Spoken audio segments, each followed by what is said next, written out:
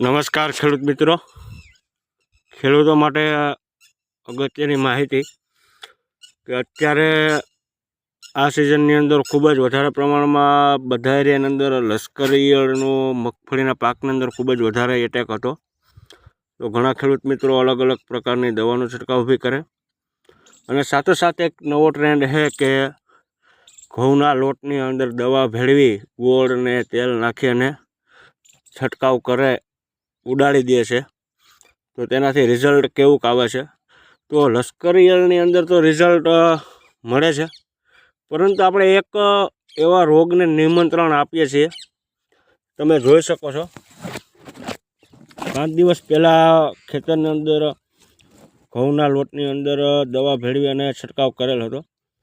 તો અત્યારે ત્યાં જે લોટ જ્યાં પડેલો છે, તમને બધાને ખ્યાલ છે કે આપણી 2 દિવસ રોટલી પણ જો વાસી